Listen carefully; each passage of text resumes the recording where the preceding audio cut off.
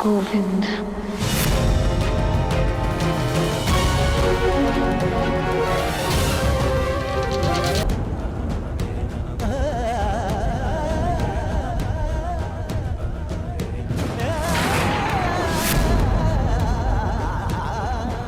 गोविंद।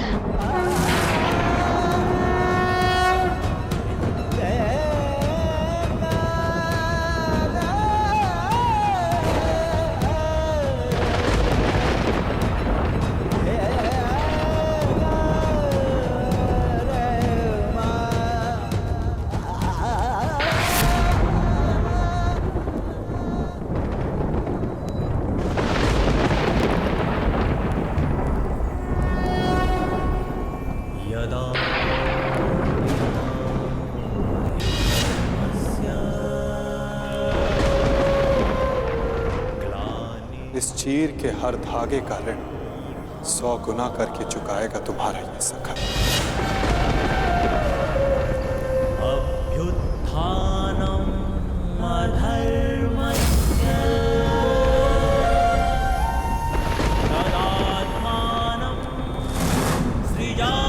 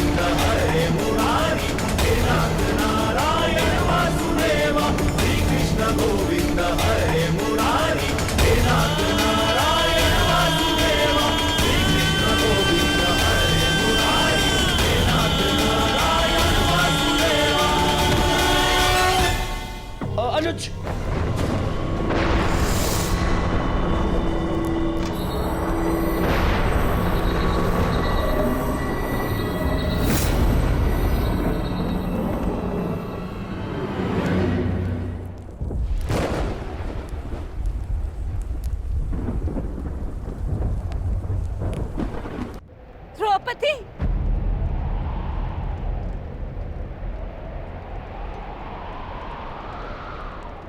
पुत्री द्रौपदी,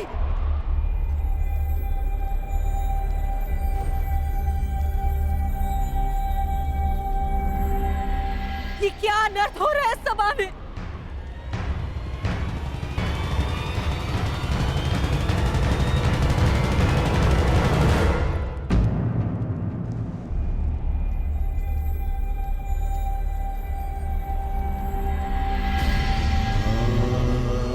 मेरे निकट मत आइएगा माताश्री।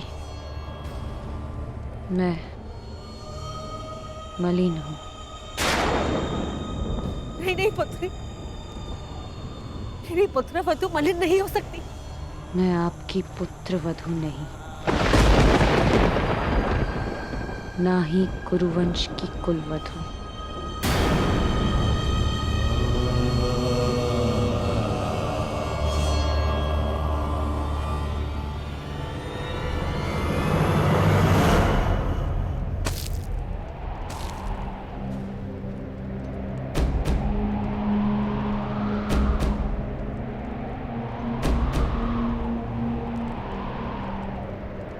और ना ही आपके पुत्रों की पत्नी।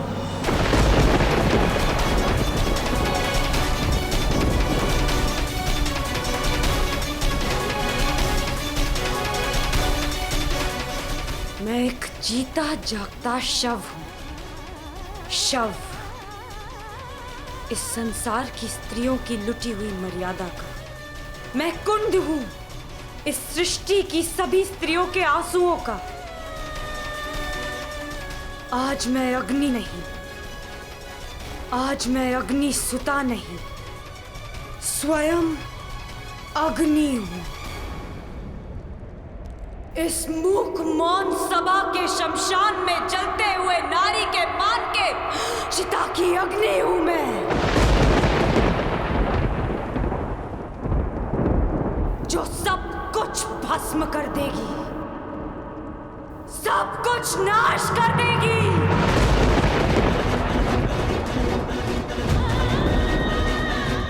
मैं जीव नहीं,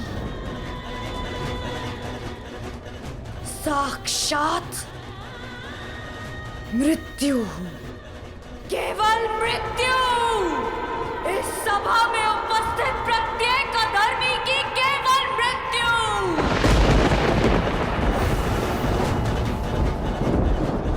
जो इस नग्न सभा में विनाश का नग्न नृत्य करेगी, जो सभा मेरा अपमान देखकर मौन रही, वो सदा के लिए मौन रह जाएगी। मुझसे हरण किए गए वस्त्र इस सभा में सभी के शव वस्त्र बनेंगे।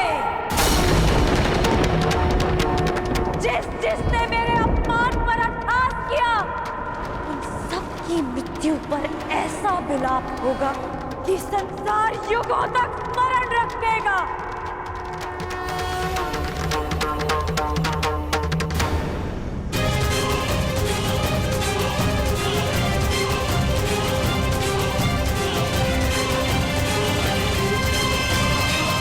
मैं याज्ञसेनी श्राप देती हूँ इस सभा को। नहीं पुत्री, इन्हें श्राप मत दो। अपनी ज्येष्ठ माता की बात सुन लो। क्यों सुनूं मैं किसी की? क्यों? जब मेरी चीत्कार किसी ने नहीं सुनी तो फिर क्यों? क्षमा कर दो पुत्री। मेरा श्राप ही क्षमा है महारानी, क्योंकि यदि दंड दिया तो इसी जीवन के प्रत्येक क्षण में नर्क का अनुभव होगा इन्हें।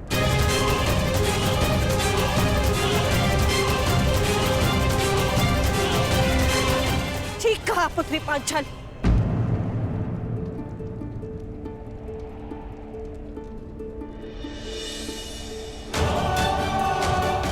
इन सबको जीवन के हर पल नर्क का अनुभव होना चाहिए।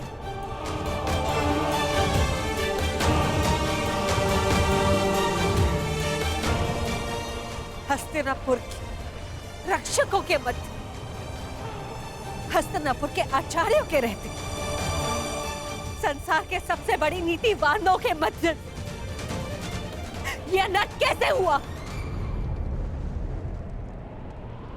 मैं आपसे पूछती महामंत्री, हस्तिनापुर में अंधे युग का प्रारंभ कैसे हुआ? क्यों नहीं आपने इच्छा मृत्यु मांग ली ताश्री? और आपने क्यों नहीं अपने ही वाणों से अपने हृदय को भेद लिया द्रोणाचार्य?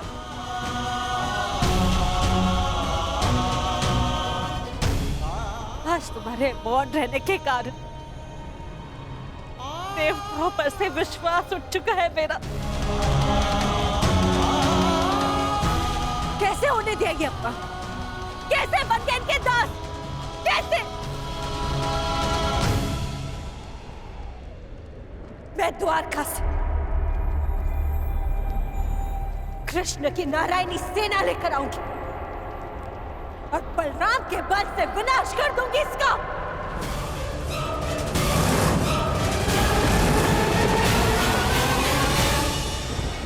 सुन रहे हैं आप महाराज?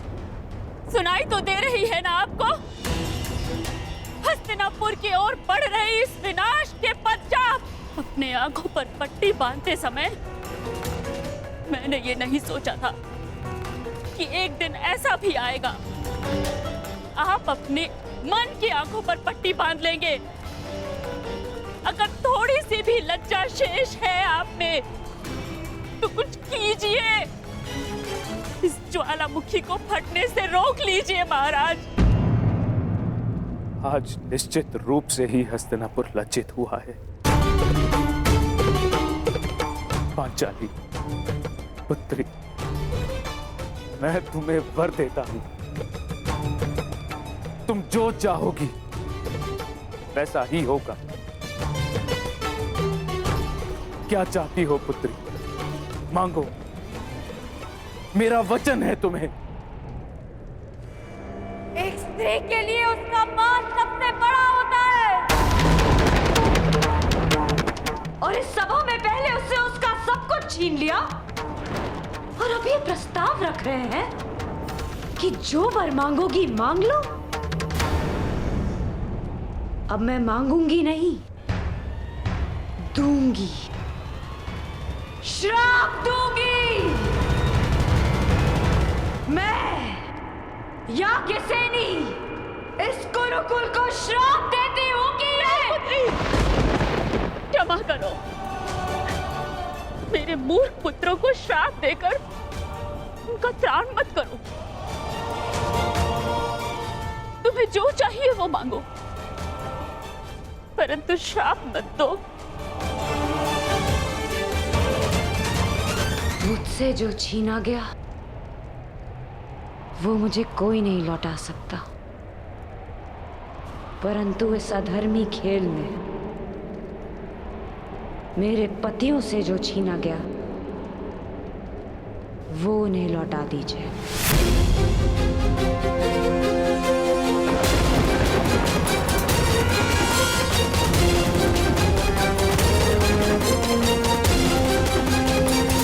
सधर्मी खेल में उनसे उनका बल छीना गया, शस्त्र छीने गए, उनका राज्य छीना गया। उन्हें उनका बल, उनका मान, उनके शस्त्र और उनका हारा हुआ राज्य लौटा दीजिए।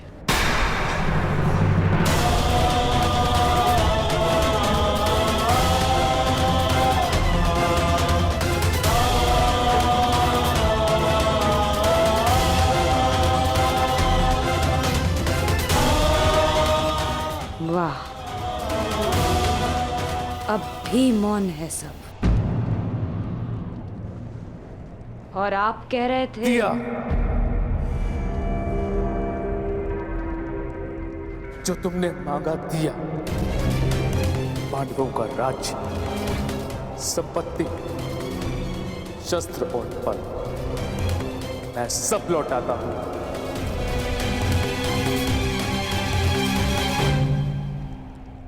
पिताश्री, मेरी जीती हुई संपत्ति को लौटाने का अधिकार आपको नहीं है पिताश्री। मैंने इस युद्ध में जो भी जीता है वो अपने बल पर जीता है, अपने।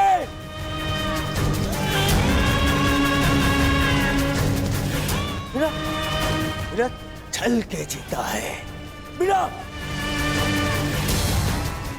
युधिष्ठिर को विवश किए जीता है,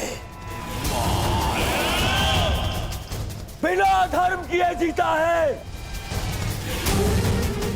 फिर क्यों मैं इसे लौटा दूं? क्यों? आप बताइए महामंत्री, पितामह आप बताइए, आप सब बताइए, क्या इस युद्ध में कोई भी अधर्म हुआ है? कोई भी?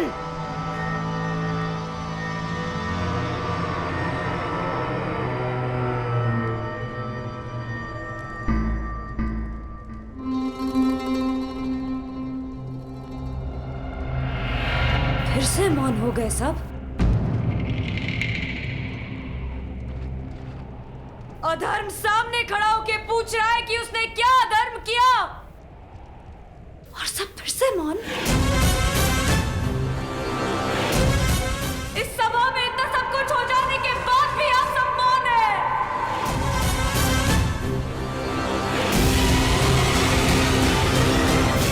रहिए मौन सब, रहिए मौन।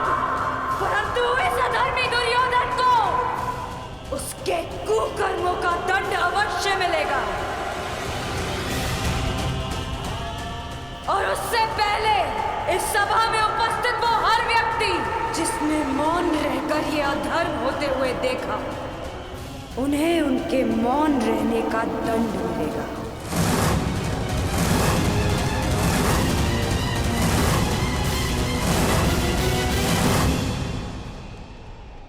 श्राप है ये अग्निसुता द्रौपदी का।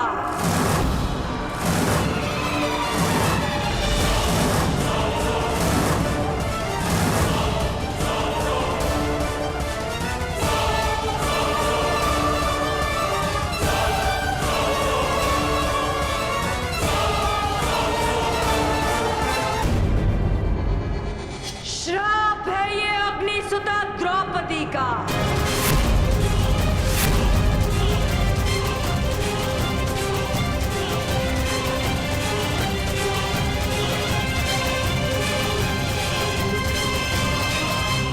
पांचाली, वहीं रुक जाइए महान पांडु पुत्रों। मैंने आपको क्षमा नहीं किया, अब आप सबका मुझ पर कोई अधिकार नहीं। वो अधिकार आप पहले ही हार चुके हैं, और उसका प्रतीक है ये खुले हुए केश, जिन पर अब कभी चूड़ामणि नहीं सजेगी।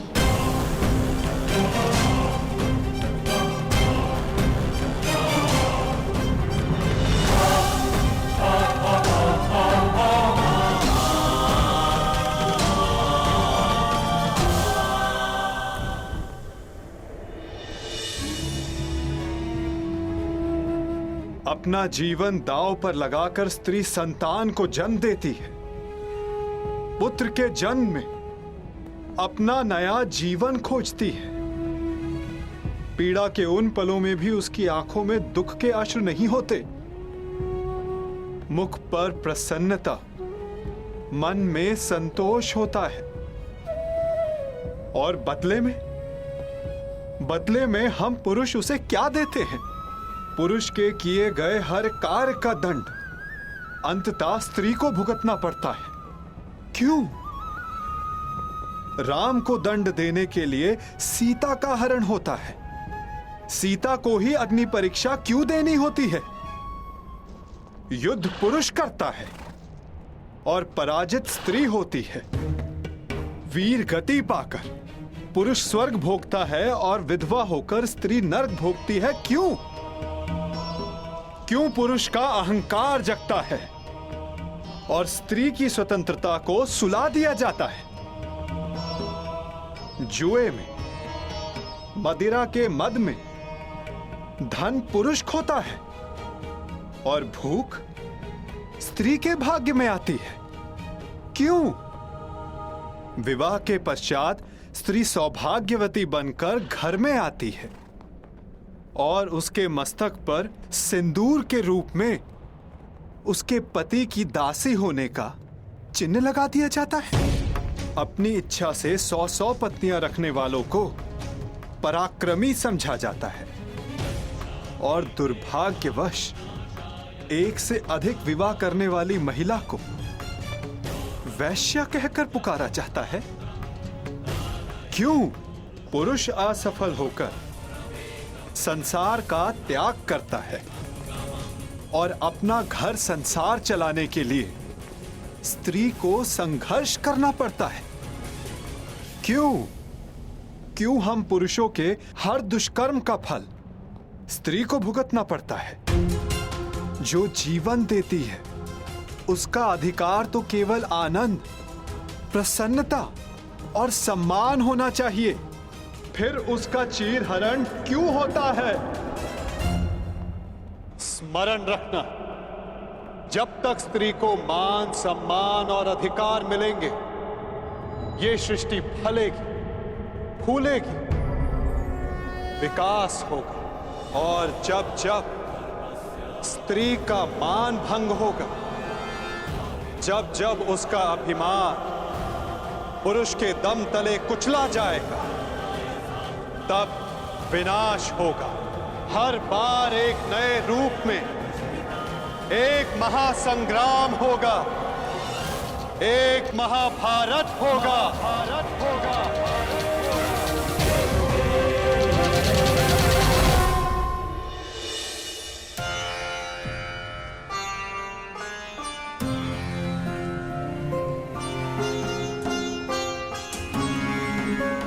महाराज, आज संसार की सबसे अधिक